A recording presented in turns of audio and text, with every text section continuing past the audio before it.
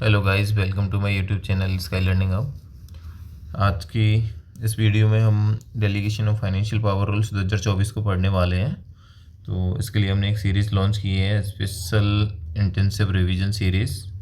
ये वर्ड काफ़ी प्रचलन में अभी इलेक्शन कमीशन ऑफ इंडिया के द्वारा यूज़ किया गया है, तो इसी वर्ड को लेकर हमने एक सीरीज़ बनाई है। तो इसके अंदर हम delegation of financial power rule 2024 को कम्प्लीटली कवर करेंगे। क्वेश्चन के वेटेज की बात करें तो delegation of financial power rule से 8 क्वेश्चंस एवरी ईयर आस्क पूछे जाते हैं कमीशन के द्वारा। एंड फर्दर हम आगे बढ़ते हैं। तो डीएफपीआर की हम बात करें तो डीएफपीआर में हमारे टोटल 21 रूल्स हैं।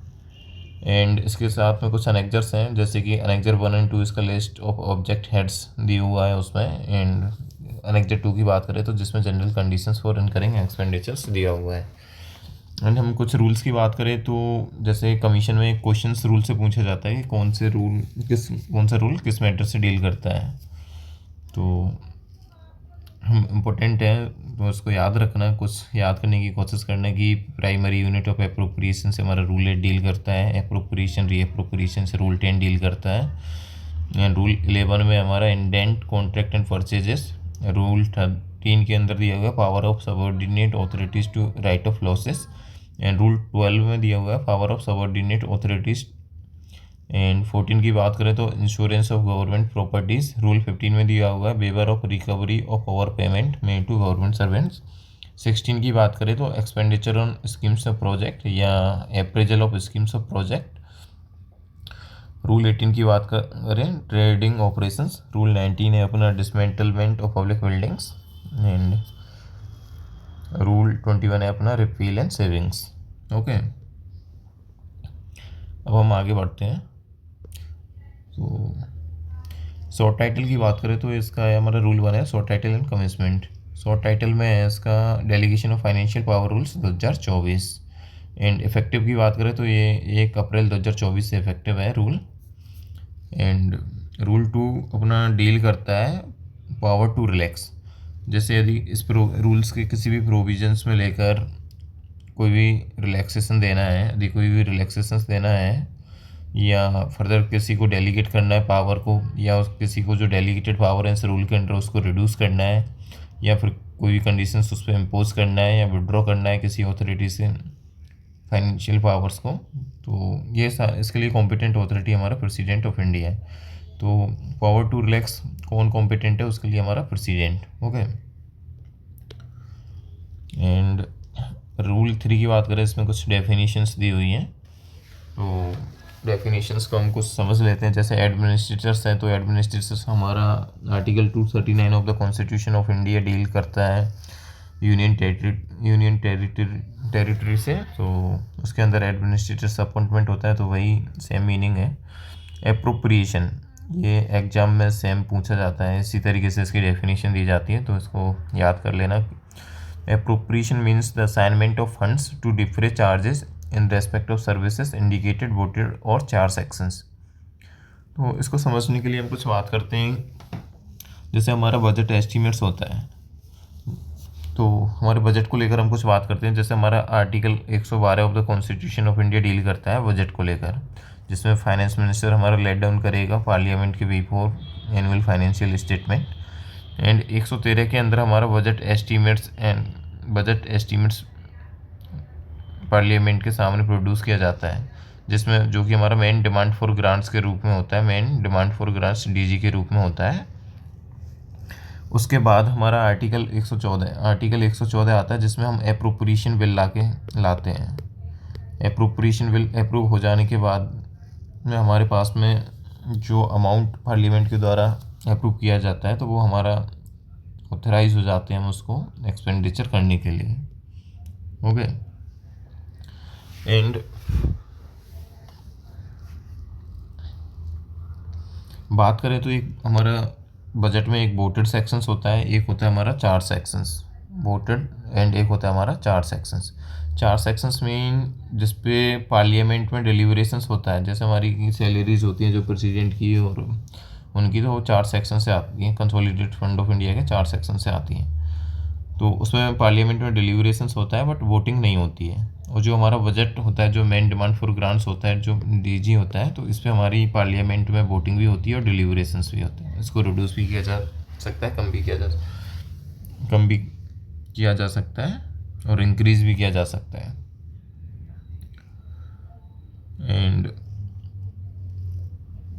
कॉम्पिटेंट ऑथोरिटी की बात करें हम, तो कॉम्पिटेंट ऑथोरिटी इसमें हमारा प्रेसिडेंट है, और प्रेसिडेंट के द्वारा यदि किसी अदर ऑथोरिटी को पावर डेलीगेट की हुई है तो वह भी हमारा कॉम्पिटेंट ऑथोरिटी की डेफिनेशन में आता है।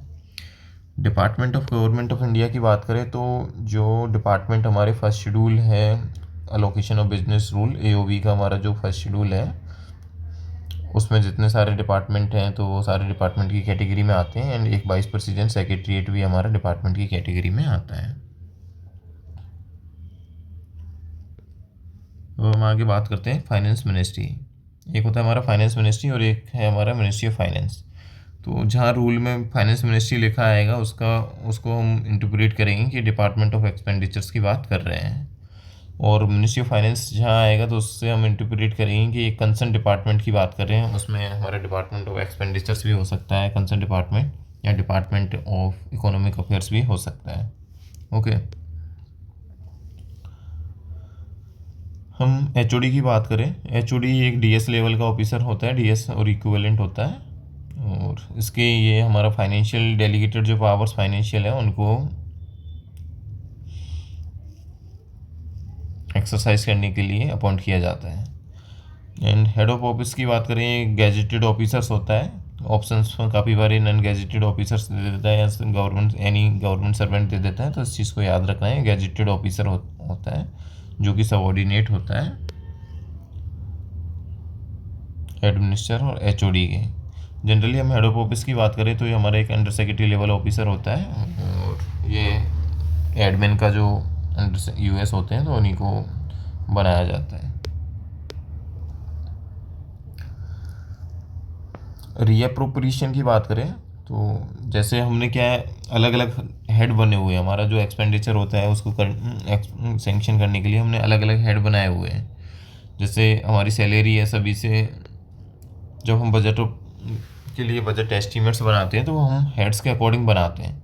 जैसे हमने एक सैलरी हेड बनाया हुआ है, हमारा सैलरी हेड से मतलब जितनी भी सैलरी एम्प्लॉयज़ को दी जाएगी वो सैलरी हेड से दी जाएगी। एक हमारा LTC हेड है, जिससे हम LTC हेड से जितने भी लोग LTC पे जाएंगे तो उसका पैसा LTC हेड से दिया जाएगा।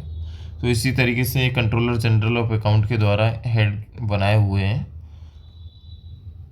तो इसी के अकॉर्डिंग हम हमारा डिमांड फॉर ग्रांट्स प्रिपेयर करते हैं और उसी के अकॉर्डिंग हमें बजट अप्रूव होता है।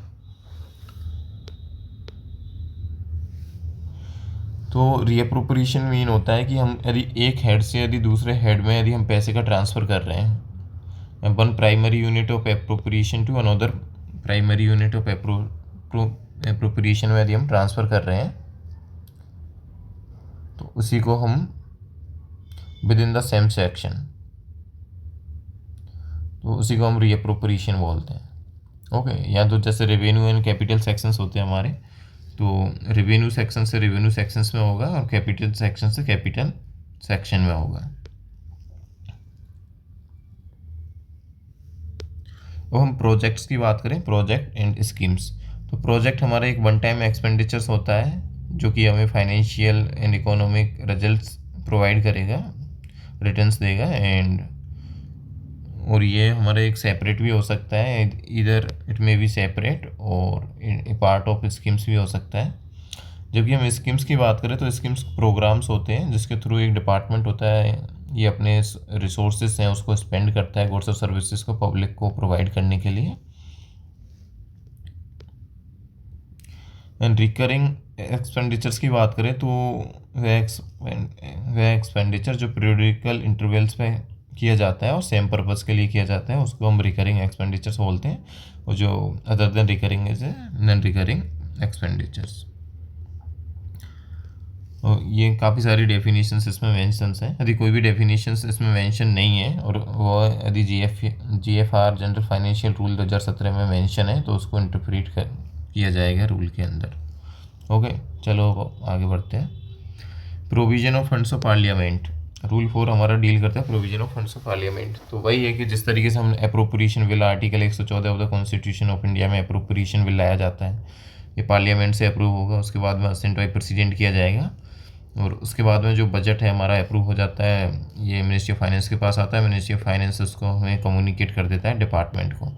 तो जैसे ही डिपार्टमेंट को कम्युनिकेट हुआ, डिपार्टमेंट उसके लिए कॉम्पिटेंट हो जाता है वो एक्सपेंडिचर करने के लिए, तो अपना मीट सैंक्शन एक्सपेंडिचर है उसके लिए कॉम्पिटेंट है। General conditions on power to sanction expenditures की बात करें तो यदि कोई भी न्यू प्रिंसिपल इंट्रोडक्ट कर रहे हैं हम, या प्रैक्टिस है जो कि इंक्रीज करेगी एक्सपेंडिचर इन फ्यूचर में, तो उसके लिए हमें सैंक्शन कर रहे हैं हम एक्सपेंडिचर और एडवांसेस, तो ये हमें मिनिस्ट्री ऑफ फाइनेंस, यानी मिनिस्ट्री ऑफ फाइनेंस ना, फाइनेंस मिनिस्ट्री की अप्रूवल हमें इसके लिए लेनी पड़ेगी। फाइनेंस मिनिस्ट्री की अप्रूवल के बिना हम इसको करेंगे नहीं। ओके, और यदि कोई सबॉर्डिनेट अथॉरिटी है तो वो उसको जितनी पावर डेलीगेट की हुई है तो वो उतनी पावर को अपना इशू यूज़ कर सकती है। तो ये कुछ कंडीशंस हैं। रेजिडरी फाइनेंशियल पावर्स की बात करें तो ये एज इट इज़ पूछा जाता है, ये सारा स्टेटमेंट दिया जाता है। तो हम इसकी बात करें कि ऑल फाइनेंशियल पावर जो कि स्पेसिफिकली यदि इस रूल के अंडर किसी को डेलीगेटेड नहीं है, DAPR के अंडर डेलीगेटेड नहीं है, तो ये सारी पावर्स फाइनेंस मिनिस्ट्री में वेस्ट करेंगे। ओके, अब सैंक्शन ऑफ एक्सपेंडिचर्स की बात करें तो हमें कोई भी एक्सपेंडिचर करना है तो उसके लिए सैंक्शन किस तरीके से किया जाएगा, तो all expenditure required sanction and appropriation, दोनों चीज़ चाहिए होती है हमें सैंक्शन करने के लिए। जैसे एक तो सैंक्शन यानी कि हम कॉम्पिटेंट अथॉरिटी से सैंक्शन लेंगे, उसका माना कि सेक्रेटरी उसके लिए कॉम्पिटेंट है तो सेक्रेटरी की अप्रूवल लेंगे, और उसके बाद में हमारे पास में फंड्स भी अवेलेबल होना चाहिए, या तो बैलेट अप्रोप्रिएशन के थ्रू या रीअप्रोप्रिएशन के थ्रू, किसी भी तरीके से हमारे पास में फंड्स अवेलेबल होने चाहिए।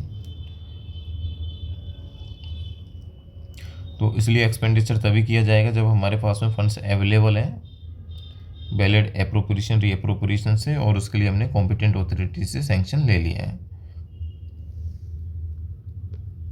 अब हम रिकरिंग एक्सपेंडिचर्स की बात करें तो उसके लिए कोई भी सैंक्शन है तो वो ऑपरेटिव कब बन जाती है, तो जैसे कोई भी रिकरिंग एक्सपेंडिचर्स है उसकी हमने अप्रूवल ली, किसी भी मिनिस्ट्री से हमने कॉम्पिटेंट अथॉरिटी की अप्रूवल ली, बट सब हमारे पास में फंड्स अवेलेबल नहीं हैं, तो जैसे ही हमारे पास उसमें फंड्स आएंगे, फंड्स अवेलेबल हो जाएंगे, तो वो ऑटोमेटिक ऑपरेटिव हो जाएगी। ओके,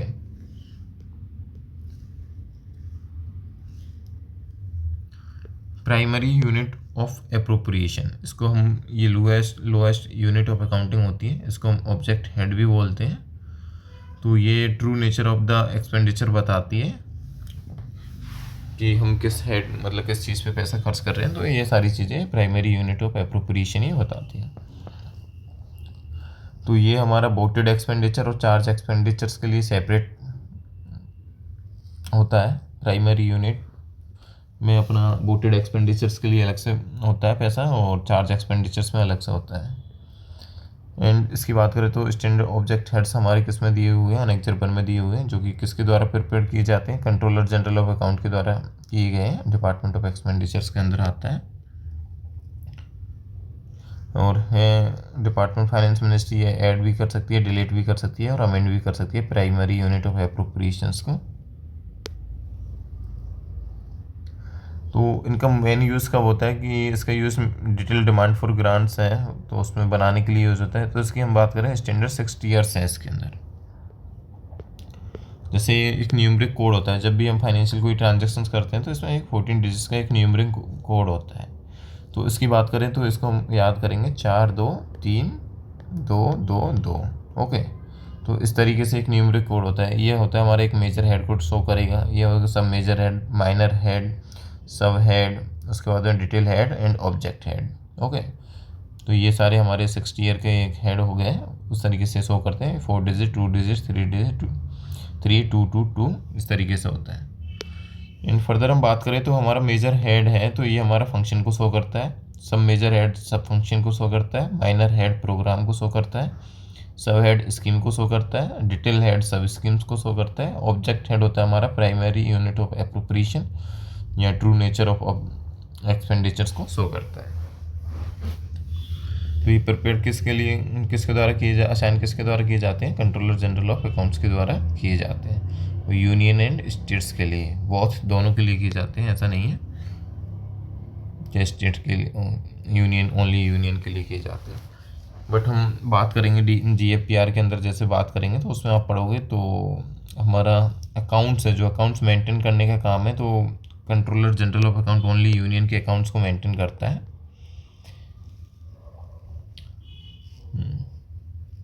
स्टेट्स के को हमारा कैग करता है।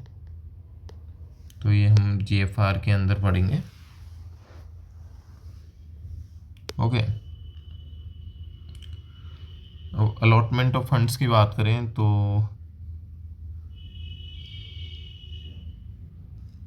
वही है कि डिपार्टमेंट है, जैसे पार्लियामेंट ने अप्रूव किया, पार्लियामेंट के द्वारा हमारा मिनिस्ट्री ऑफ फाइनेंस को जाएगा, मिनिस्ट्री ऑफ फाइनेंस के पास में डिपार्टमेंट के पास आ जाएगा, डिपार्टमेंट इसको अपना फर्दर कंट्रोलिंग ऑफिसर्स और डिस्पर्सिंग ऑफिसर्स जो DDO बोलते हैं हम, drawing and dispersing officers DDO या कंट्रोलिंग ऑफिसर CO, तो इसके अंदर अपना ये डिस्ट्रीब्यूट कर देगा। ओके, एप्रोप्रिएशन एंड रीअप्रोप्रिएशन की हम बात करें तो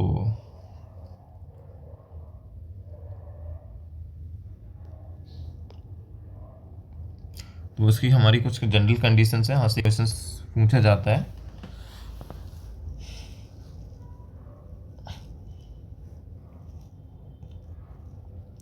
तो कभी भी हम बात करें जैसे कि fund shall not be appropriated reappropriated to meet expenditure on a new service और new instrumental service not contemplated in the budget as approve by parliament.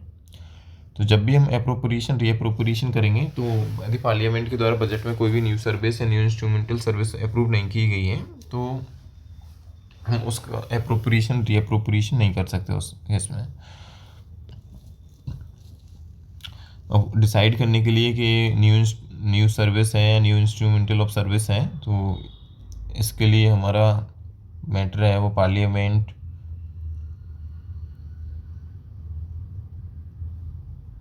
या पार्लियामेंट की अप्रूवल रिक्वायर्ड है या रिपोर्ट करने की ज़रूरत है, तो ये हमारा budget division department of economic affairs को मैटर रेफर किया जाएगा, वही इसको डिसाइड करेगा। ओके, एंड फंड्स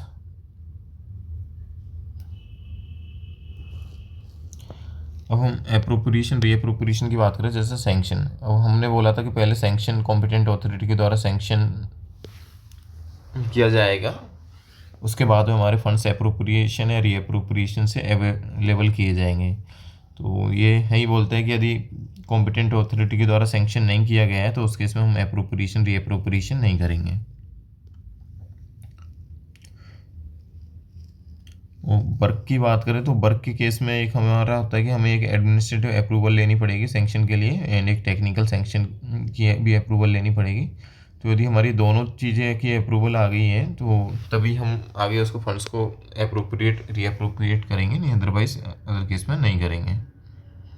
ओके,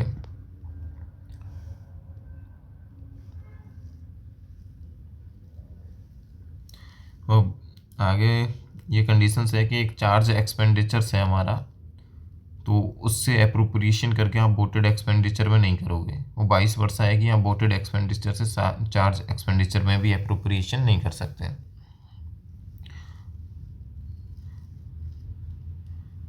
अब चार्ज एक्सपेंडिचर के अंदर भी यदि एक ग्रांट है तो आप एक अनदर ग्रांट में भी रीअप्रोप्रिएशन नहीं कर सकते।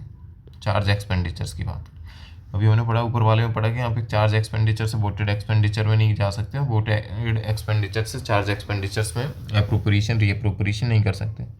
हम पढ़ रहे हैं कि रीअप्रोप्रिएशन आप चार्ज एक्सपेंडिचर के अंदर भी एक वन ग्रांट से दूसरे ग्रांट के अंदर नहीं किया जा सकता।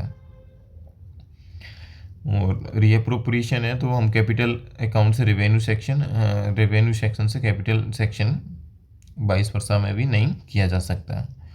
तो इस कुछ कंडीशंस हैं कि मतलब इस केस में हम अप्रोप्रिएशन रीअप्रोप्रिएशंस नहीं कर सकते। और ये 7 है कि यदि हमने किसी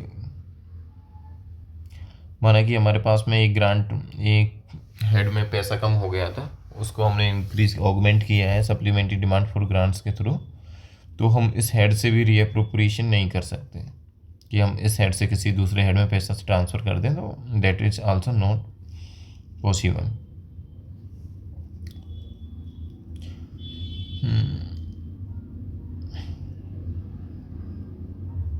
एंड 8 रूल बोलता है कि हमने माना कि हमने हमारे पास में पैसा, एक बजट हेड था, उसमें पैसा हमारे पास कम हो गया, हमारे पास ख़त्म हो गया, तो हमने कंटिजेंसी फंड ऑफ इंडिया से लिया। जैसे कि हम अकाउंट की बात करें, हमारे 3 अकाउंट होते हैं। Consolidated fund of India CFI, जो कि आर्टिकल हमारा 266(1) में दिया हुआ है ऑफ द कॉन्स्टिट्यूशन के में। एंड एक होता है हमारा कंटिजेंसी फंड ऑफ इंडिया, तो जो कि आर्टिकल 267(1) में दिया हुआ है। एंड एक होता है हमारा पब्लिक अकाउंट, पब्लिक अकाउंट है हमारा आर्टिकल 266(2) में दिया हुआ है। ओके।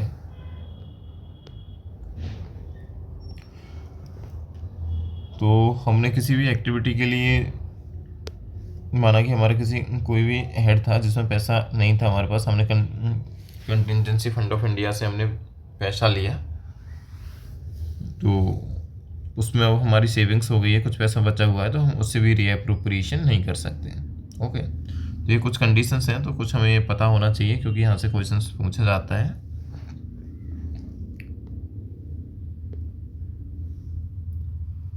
तो ऊपर तो अभी कंडीशंस थी कि हम इस केस में अप्रोप्रिएशन कर सकते हैं, इस केस में अप्रोप्रिएशन नहीं कर सकते हैं। यदि वोटेड एक्सपेंडिचर से चार्ज एक्सपेंडिचर है तो उसमें नहीं किया जाएगा, तो इस तरीके से कुछ कंडीशंस थी। अब हम पावर्स की बात करें कि कितनी पावर्स डेलीगेटेड की गई हुई है। तो इसमें कुछ पावर्स है हमारी चीफ अकाउंटिंग ऑथोरिटी को डेलीगेटेड है। चीफ अकाउंटिंग ऑथोरिटी मीन्स होता है हमारा सेक्रेटरी ऑफ द डिपार्टमेंट, तो उसको कुछ पावर्स दी हुई हैं।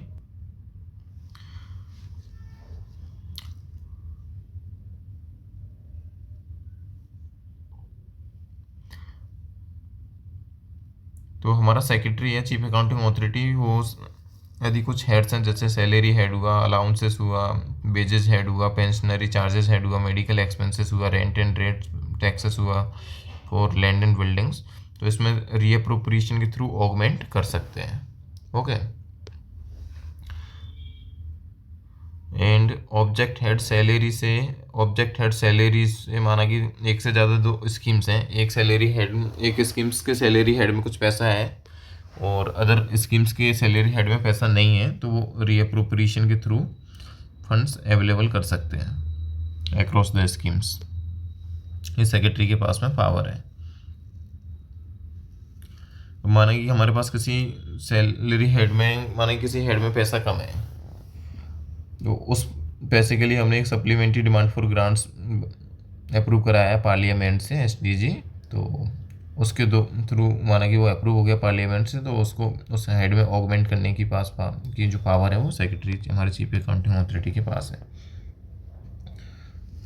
अब जैसे एक नॉर्थ ईस्ट एरियाज के लिए एक लमसम होता है, लमसम अमाउंट होता है जो कि ईयर मार्क होता है, तो उसको यदि रीअप्रोप्रिएट करना चाह रहे हैं वो, यदि किसी नॉर्थ ईस्टर्न एरियाज़ के किसी अदर स्कीम्स के लिए, तो उसके लिए वो यूज़ कर सकते हैं रीअप्रोप्रिएशन के थ्रू। यदि हम किसी वर्क की बात करें, माना कि कोई वर्क था जिसका अप्रूवल आया, तो जिसमें यदि 20% तक ऑगमेंट करना है उसका, तो 20% तक माना कि वर्क, जैसे 100 करोड़ का प्रोजेक्ट था, वर्क कोई वर्क है 100 करोड़ का था, यदि उसमें 20 करोड़ तक का उसको इंक्रीज़ करना है अमाउंट को, तो हमारा कॉम्पिटेंट ऑथोरिटी उसके लिए secretary, chief accounting authority secretary है, वो उसको अप्रोप्रिएशन और रीअप्रोप्रिएशन कर सकता है 20% तक।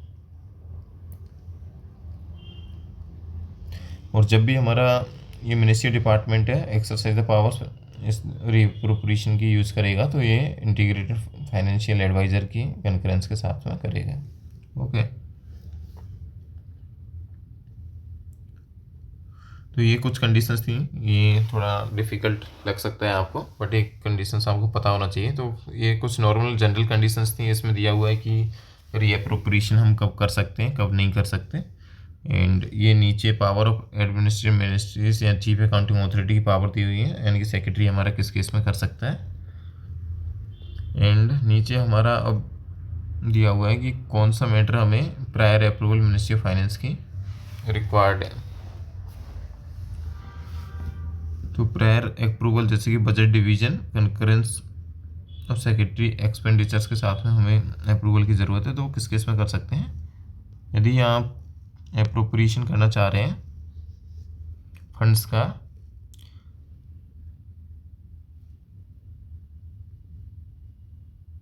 यदि आप किसी रेवेन्यू सेक्शन में एक्सपेंडिचर करना चाह रहे हो, वो किससे, यदि सेविंग्स से करना चाह रहे हो, जो कि आपको ग्रांट इन एड्स में दिया हुआ गया था। एक ग्रांट इन एड्स हेड है, तो उसमें आपको पैसा दिया हुआ था जो कि स्टेट को आपको देना था, यूनियन टेरिटरी को देना था, उसमें कुछ सेविंग्स हो गई है। तो उस सेविंग्स से यदि आप रेवेन्यू सेक्शन में एक्सपेंडिचर करना चाह रहे हो, तो उसके लिए हमें बजट डिवीजन की अप्रूवल की रिक्वायरमेंट होगी। यदि हम कैपिटल आउटले से लोन्स में एंड वाइस वर्सा कर रहे हैं, तो उस केस में भी हमें रीअप्रोप्रिएशन के लिए अप्रूवल मिनिस्ट्री ऑफ फाइनेंस की ज़रूरत होगी। फ्रॉम सैलरीज और अलाउंसेस है to any other primary unit of appropriation है, तो उस केस में भी हमें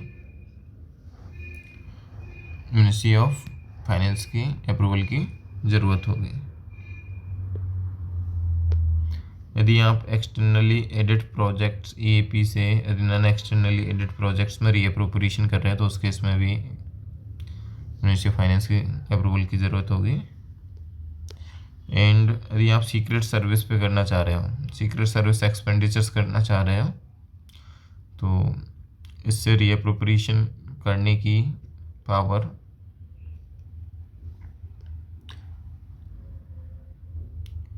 मिनिस्ट्री ऑफ फाइनेंस के पास है।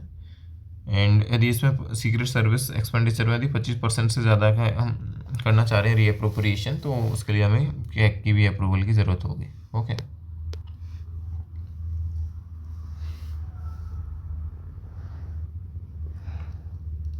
और यदि आप primary unit building and structures infrastructure assets other fix assets से किसी एनी अदर यूनिट में रीअप्रोप्रिएशन करना चाह रहे हो, तो उसके लिए हमें प्रायर अप्रूवल की ज़रूरत होगी मिनिस्ट्री ऑफ फाइनेंस की।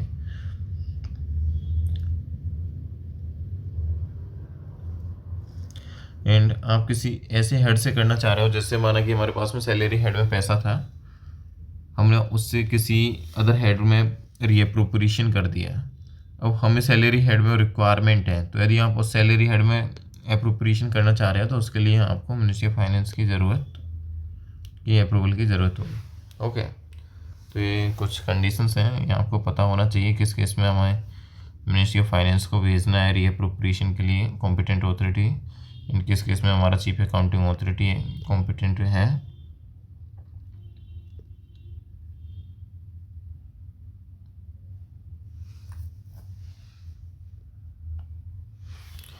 अब कुछ कंडीशंस हैं कि जब भी हम रीअप्रोप्रिएशन करेंगे तो फर्स्ट क्वार्टर में नहीं किया जाएगा।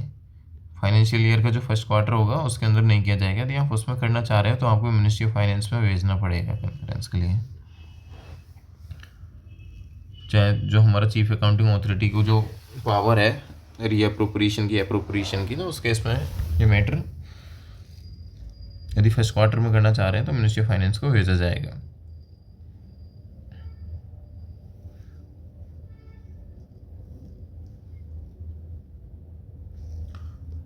और यदि आप सेंट्रल स्कीम्स और सेंट्रली स्पॉन्सरशिप स्कीम्स हैं, यदि इसमें कुछ सेविंग्स हैं आपके पास में, तो यदि आप इससे रीअप्रोप्रिएशन करना चाह रहे हो, तो इसके किस पे करना चाह रहे हो, यदि आप इस्टेब्लिशमेंट एक्सपेंडिचर पे करना चाह रहे हो, तो उसके लिए आपको मैटर को मिनिस्ट्री ऑफ फाइनेंस को भेजना पड़ेगा। ओके।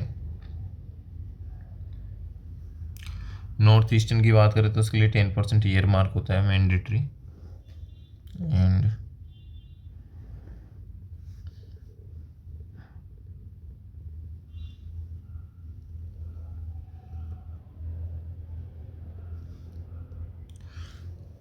जनरली सारे जो मिनिस्ट्री फाइनेंस को जो प्रपोजल्स रेफर किए जाते हैं तो वो budget division department of economic affairs को किए जाते हैं। बट यदि इस्टेब्लिशमेंट रिलेटेड एक्सपेंडिचर से रिलेटेड है तो ये एक पर्सनल डिवीजन ऑफ डिपार्टमेंट को किया जाएगा, personal division of department of expenditures. तो आगे हम बात करें कुछ रीअप्रोप्रिएशन की पावर की। तो इस्टेब्लिशमेंट एक्सपेंडिचर में अप टू 2 करोड़ किया जा सकता है and up to 5 crore. Non establishment expenditures में अप टू 15 करोड़। ओके, तो रिकॉल करते हैं, जैसे non establishment expenditures up to 15 crore.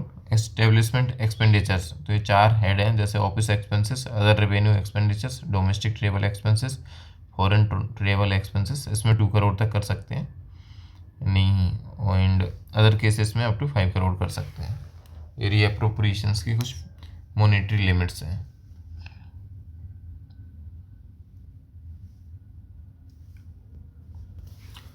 And कुछ हैं लिमिट्स की कब हमें पार्लियामेंट को मैटर रेफर करना पड़ेगा रीअप्रोप्रिएशन से रिलेटेड। यदि reporting of limit to Parliament on reappropriation, यदि हम 20% ऑफ बजट एस्टीमेट से ज़्यादा कर रहे हैं, मोर देन, या 100 करोड़ से ज़्यादा कर रहे हैं, विच एवर इज मोर हो, तो उस केस में हम रिपोर्ट करेंगे पार्लियामेंट को along with the last batch of supplementary demand for grants of the financial year का जो लास्ट बैच होगा तो उसके साथ में हम रेफर करेंगे। यदि इनकेस हमें last batch of supplementary demand for grants के बाद में हमें रिक्वायरमेंट है रीअप्रोप्रिएशन करने की, तो उस केस में हम रीअप्रोप्रिएशन मिनिस्ट्री ऑफ फाइनेंस के अप्रूवल से करेंगे। Okay, department of expenditure.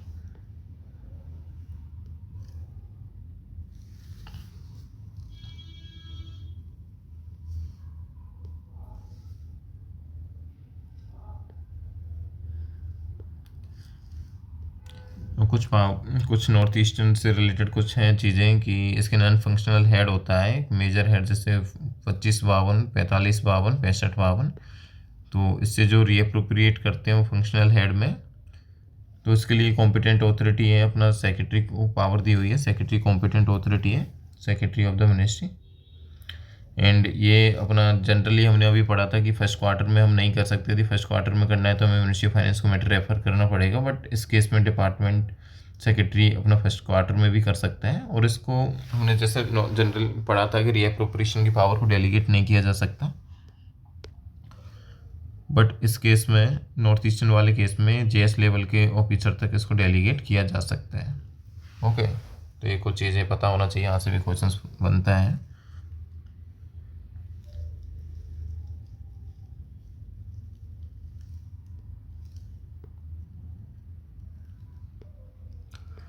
तो हम नेक्स्ट रूल की बात करें, rule 11, indent contract and purchases. तो इसकी बात करें, यदि कोई डिपार्टमेंट है तो डिपार्टमेंट के पास में फुल पावर है, किसकी पावर है कि वो एक्सपेंडिचर करना चाह रहा है फॉर परचेज के लिए या एग्जीक्यूशन ऑफ कॉन्ट्रैक्ट के लिए, तो उसके लिए सैंक्शन करने के लिए फुल पावर है उसके पास में, डिपार्टमेंट के पास में। अब डिपार्टमेंट में क्या होता है कि किसके अप्रूवल से करेगा, तो जैसे कौन कॉम्पिटेंट है, तो सेक्रेटरी कॉम्पिटेंट है अपना 100 करोड़ तक, 100 करोड़ और 25 करोड़ तक हमारा सेक्रेटरी कॉम्पिटेंट है। तो किस केस में, यदि open and limited tender contract है, याद रखना है वो बहुत ही इंपॉर्टेंट है, यहाँ से क्वेश्चन पूछा जाता है। यदि हमारा ओपन और लिमिटेड टेंडर कॉन्ट्रैक्ट है तो उस केस में सेक्रेटरी के पास 100 करोड़ तक की पावर है। यदि नेगोशिएटेड सिंगल और प्रोप्राइटरी कॉन्ट्रैक्ट है, okay, negotiated single and proprietary contract है, तो उस केस में सेक्रेटरी के पास है 25 करोड़ की पावर। फिर से रिकॉल करते हैं, सेक्रेटरी के पास में पावर है 100 crore, 25 crore, open tender and limited tender contract में 100 करोड़, नेगोशिएटेड और सिंगल प्रोप्राइटरी कॉन्ट्रैक्ट में 25 करोड़। ओके, यदि इससे ज़्यादा अमाउंट है तो उस केस में कौन होगा, मिनिस्टर इंचार्ज कॉम्पिटेंट ऑथोरिटी होगा। हमने पढ़ा था डिपार्टमेंट के पास में फुल पावर होती है। ओके, उस सेक्रेटरी के पास में जो पावर है अपना, तो इसको ये डेलीगेट भी कर सकता है फर्दर एडमिनिस्ट्रेटर्स को, एचओडी को और किसी एनी अदर सबऑर्डिनेट अथॉरिटी को फाइनेंशियल एडवाइजर की कनकरेंस के साथ में। ओके,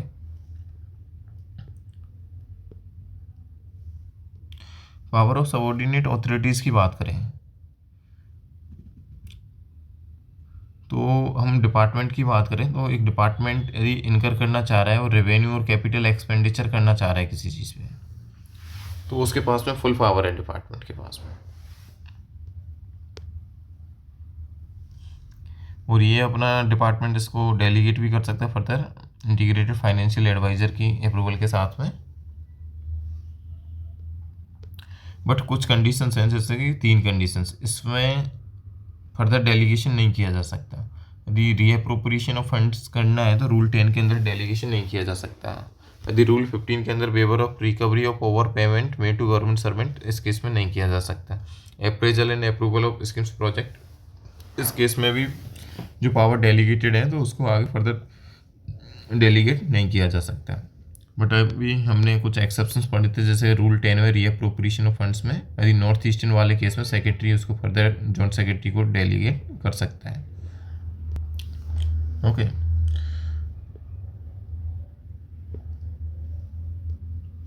तो हमारा एक एडमिनिस्ट्रेटर्स हुआ, एचओडी हुआ, एक ऑथोराइज कर सकता है एक गैजेटेड ऑफिसर को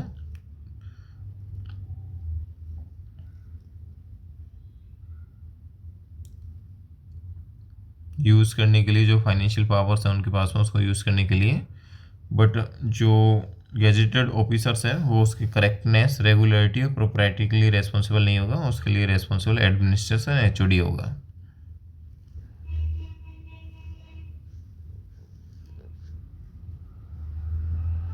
एंड हमारा डिपार्टमेंट गवर्नमेंट ऑफ इंडिया का एडमिनिस्ट्रेटर्स हुआ है, एचओडी हुआ, ये पावर है इनके पास में डिक्लेयर करने की किसी भी गैजेटेड ऑफिसर्स को हेड ऑफ ऑफिस, जो कि generally admin under secretary level का ऑफिसर्स होता है।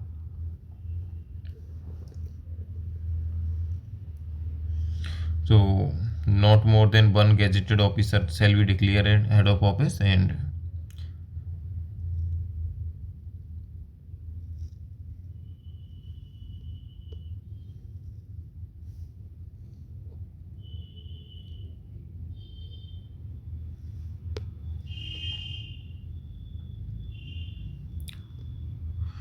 अब इसकी बात करेंगे क्या पावर्स को वैलिडेशन के लिए यूज़ किया जा सकता है या नहीं किया जा सकता। जैसे कोई भी पावर थी पहले डेलीगेटेड नहीं थी, बट कुछ उस टाइम पे कुछ एक्सपेंडिचर किया होगा, अब ये पावर किसी सबऑर्डिनेट अथॉरिटी को डेलीगेटेड कर दी गई हुई है, तो क्या ये जो सबऑर्डिनेट अथॉरिटी है उसको वैलिडेट कर सकता है? तो ये कर सकता है, ये इसमें दिया हुआ है। Okay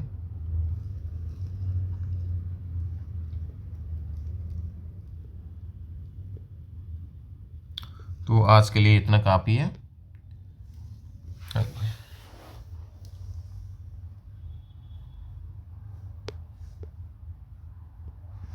thank you.